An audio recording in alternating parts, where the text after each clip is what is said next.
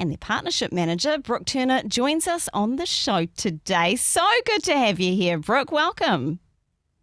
Thanks for having me back, Di. Great to be here. Yeah, it is good. Now, let's talk school lunches. It has been in the news, and I think, for me growing up, it wasn't really a thing. But, in the last few years, certainly more schools have started providing school lunches. Why do you think this is the case? Well, I think that's a really good question to start with. Why is it that we even need a school lunch program? And I think there's probably some people, maybe some listeners today saying, what are we doing this? I never had it when I was growing up. But I think when we look underneath the surface, we see that we've got some pretty sobering statistics actually that tell us about that need. So we know, for instance, that 1 in 3 solo parent households lives in material hardship. The recent report from the Salvation Army shows that 1 in 2 Pacifica children go without food sometime during the week.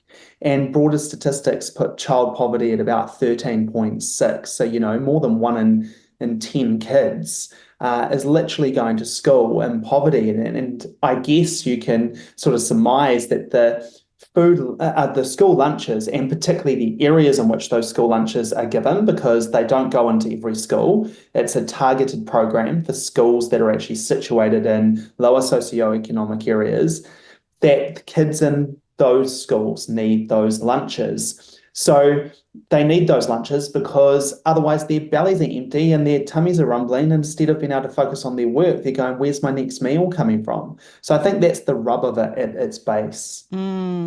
So, yeah, I mean, that certainly is an obstacle to thriving, both educationally and, just in oneself and well-being. And, it makes a whole bunch of sense when you think about it. So is it the government's responsibility then? And of course the government has stepped in, or is this more of a societal issue? I mean, should churches or other groups be stepping in here? Yeah, well, it's really interesting. I think that in some of the broader work I do, I'm a part of a group called Kora Hiakai Zero Hunger Collective, and we're the national sort of zero hunger group that is working to try to make sure that New Zealand is food secure and no one goes hungry. Um, but we talk about local food secure communities. So the idea of a community coming together and making sure that everyone in your community has enough food, and that can look like a whole range of different initiatives, from churches being involved in food support or setting up social supermarkets, to community gardens, to meal drives. In many cases, when the school lunches program just began, there were just whānau members from the schools themselves who were employed to work with different local producers of food to create the lunches that those communities knew that their kids in their school needed. And I thought that was a really great initiative. It's not to take anything away from a national program, but I do think that getting our communities to be more food secure is important. And there was a time when we didn't have fences on our houses. Kids used to run amok in the neighbourhood. Like, some listeners may remember that, and there'd be the feijoa tree down the road, or the orange tree or the apple tree, and you took the fruit at will, and you could sort of forage for food if you were hungry as a young person. That's far less the case these days. And so how do we get back to that local way of being able to provide food to those in our community who need it? And I think that's the real question. And then the question behind that, of course, is, do we believe that every child in New Zealand deserves a nutritious meal or nutritious meals each day to enable them to learn to become a thriving New Zealander? And I think most listeners would agree that we do believe in that.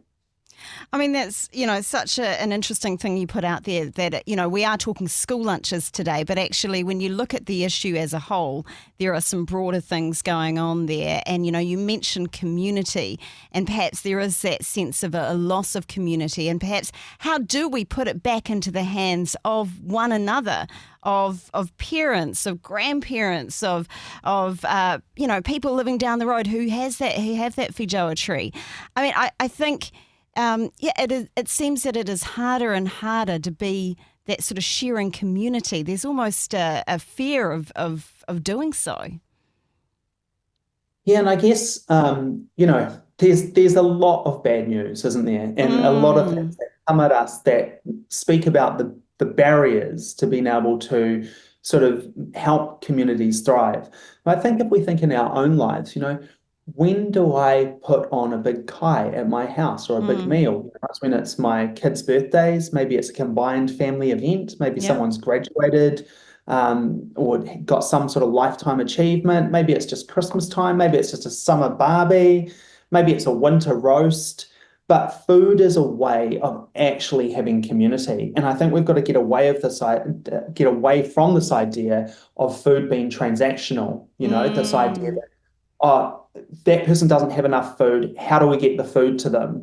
Or those kids in that school don't have enough food. How do we get the food to them? Instead of going, actually, food is a facilitation of community, and we see that with how you grow food. mm, I think of our friends Good Neighbor Trust in Tauranga. They're a beautiful Christian organization there. And, they've got this program where some of the retirees, the over 65s, arrive. They get in a van, and one of their volunteers takes them out with a trailer, and they just go fruit picking. And then the fruit comes back to the food rescue, and then that goes out in the different boxes to the different organizations that are distributing it to those in need. Now, for those older people, going fruit picking, it's not actually the fruit. I'm sure they have a nice feijoa or probably kiwi fruit in the bay from time to time, but they actually have whanaungatanga, they have connection, they're doing something valuable.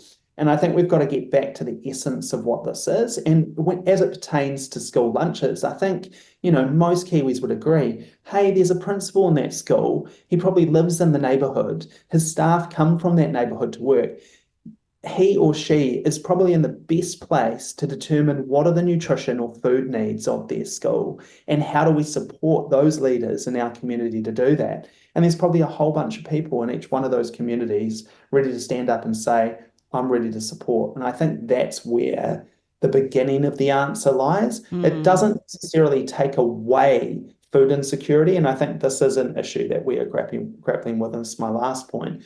Just that, you don't solve food insecurity by just offering food. You Mm. know, it's caused by a whole range of things that we don't have time to go into today.